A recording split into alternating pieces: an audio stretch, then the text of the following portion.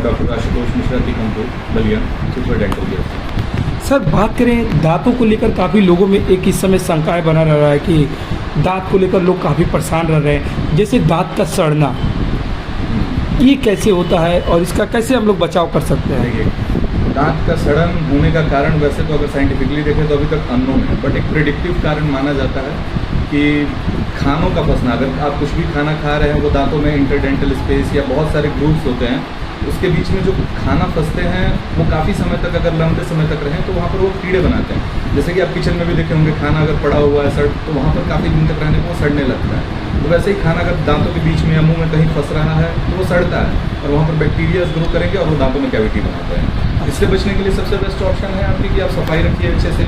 Brush कर रहे हैं, ब्रश के साथ में फ्लॉस का यूज़ करिए, और कोई भी अगर जैसे कि बलिया के क्षेत्र के लिए फ्लोरिडेटेड टूथपेस्ट मैं सबसे ज़्यादा प्रेफर करूँगा, क्योंकि बलिया के पानी में फ्लोराइड का लेवल उतना हाई नहीं है। तो यहाँ के लोगों के लिए फ्लोरिडेटेड टूथपेस्ट सबसे अच्छा ऑप्शन रहेगा अगर प्रिवेंट करना चाहते हैं।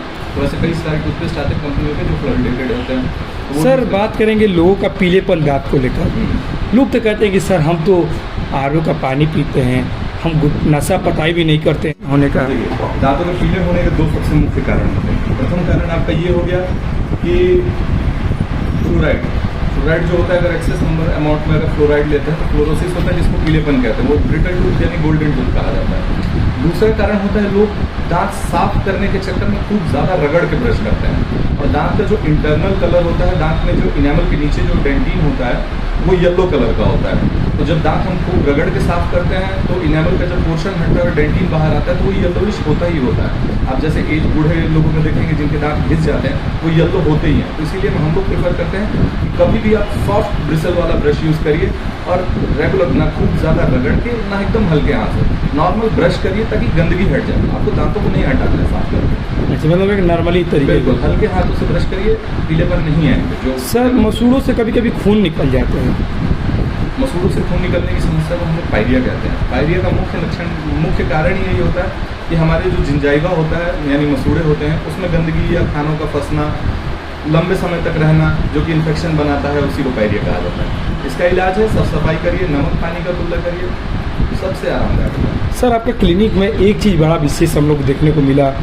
कि गर्भ अवस्था के दौरान दांतों की देखभाल बिल्कुल कितना सर ये इम्पोर्टेंट रहता है। ये तो बहुत बड़ी बात हमने आपके यहाँ एक जागरूकता देखा। सर ये क्या है? ये सबसे ज़्यादा क्या होता है कि जब बच्चे माँ की पेट में होते हैं, जब ग्रो करते हैं, उनको एम्पल अमाउंट में ब्लड चाहिए होता है ग्रो करने के लिए, जो कि उनको उनकी माँ से मिलेगा। ऐसे केसेस में और प्रेगनेंसी के केस में पायरिया सबसे कॉमन चीज़ होता है। और पायरिया में क्या होता है, ब्लड का निकलना। अगर मसूड़ों में खून जमा हो रहा है या ब्लड निकल रहा है, वो बच्चे पे बहुत ज़्यादा असर करता है, तो बच्चे की ग्रोथ है। इसीलिए कहा जाता है उस समय में हमें साफ़ सफाई का थोड़ा ज़्यादा ध्यान रखना होता है, क्योंकि मसूड़ों में गंदगी, जो हम बहुत सारे अलग अलग तरह की मल्टीविटामिन दवा खा रहे होते हैं प्रेगनेंसी के ड्यूरेशन में, तो मसूड़ों पर बहुत ज़्यादा असर करती है और इससे बच्चे पे कहीं ना कहीं असर पड़ता ही पड़ता है। इसीलिए उस समय साफ़ सफाई रखना बहुत ज़रूरी होता है। गर्भवती के दौरान और गर्भवती के बाद दांतों का जाँच कराएं, ये क्या मतलब?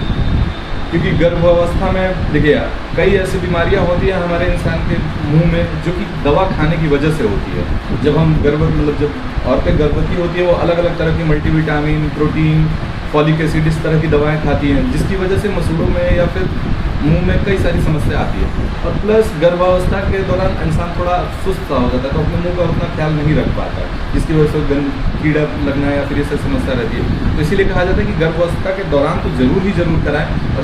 और कई ऐसे इलाज होते हैं जिनको हम गर्भावस्था के दौरान नहीं कैरी कर सकते हैं, तो गर्भावस्था जब आपकी खत्म हो जाए उसके बाद कराएं इस चीज़ को। यदि दांतों से किसी भी प्रकार की समस्या हो रहा है तो आपसे लोग कहाँ पर मिल सकता है, कहाँ पे आप बैठते हैं, कोई संपर्क नंबर? जी, मैं टीकमपुर में शारदा हॉस्पिटल के पास या सिद्धिविनायक हॉस्पिटल के नज़दीक में सुपर डेंटल केयर है, यहाँ पर आप मुलाकात कर सकते हैं हमसे। टाइमिंग क्या रहता है सर? टाइमिंग यही है, सुबह 10 बजे से लेकर शाम को 8 बजे तक सर। बहुत बहुत धन्यवाद सर।